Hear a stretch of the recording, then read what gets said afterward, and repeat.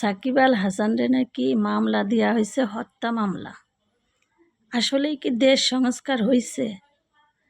এই হত্যা মামলা যখন ঘটেছিল তখন কিন্তু সাকিব আল হাসান দেশেই ছিল না, সে বিদেশে ছিল, মানে অন্য দেশে খেলার জন্য ছিল।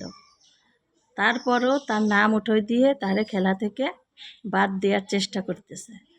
তো সাকিব আল হাসানের আসলে এই ক্রিকেট খেলায় যে কতটা অবদান, সেটা তো বলার অপেক্ষা থাকে না আমার মনে হয়।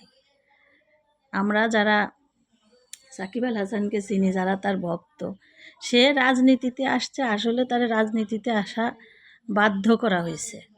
সবারই ফ্যামিলি থাকে, পরিবার থাকে, সব কিছুর কথা চিন্তা করে মানুষ অনেক সময় অনেক ভুল কাজও করে ফেলায়। তো এখন কথা হচ্ছে তার বাড়ি ঘর জ্বালাও পোড়াও একবারে জ্বালাই দিছে, পুরাই দিছে।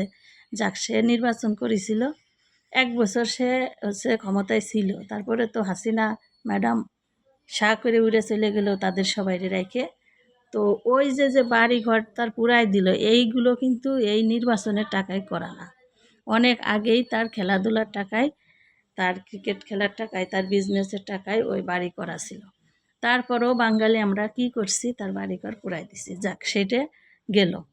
কিন্তু এই যে আমরা যে দেশ সংস্কার করলাম, দেশ সংস্কারের মূল উদ্দেশ্য হচ্ছে অন্যায় অবিচার মেনে নেওয়া যাবে না। তো আসলে কি এই যে আমরা দেশ সংস্কার করছি, অন্যায় অবিচার কি গেছে?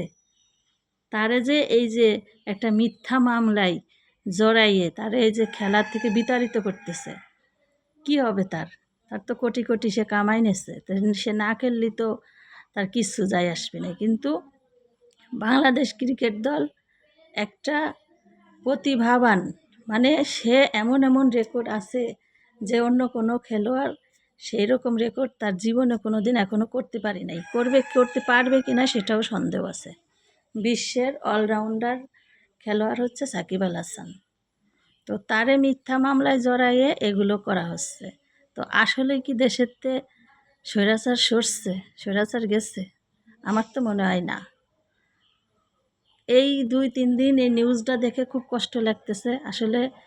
মানে কষ্টের কথা আপনাদের সাথে শেয়ার করলাম। দেশকে আসলে সংস্কার হয়েছে? আপনাদের কাছে আমার একটা প্রশ্ন, যে দেশ কি আসলে সংস্কার হয়েছে কিনা? সবাই অবশ্যই একটা কমেন্টস করবেন। ভালো মন্দ যাই মনে করেন একটা কমেন্টস করে জানাবেন। আমার নিজস্ব মতামত জানালাম যে এটা আসলেই তার সাথে খুব অন্যায় করা হয়েছে, খুব অন্যায় করা হয়েছে। তো আপনারা কমেন্টস করে অবশ্যই জানাবেন কার কী মতামত। সবাই ভালো থাকবেন।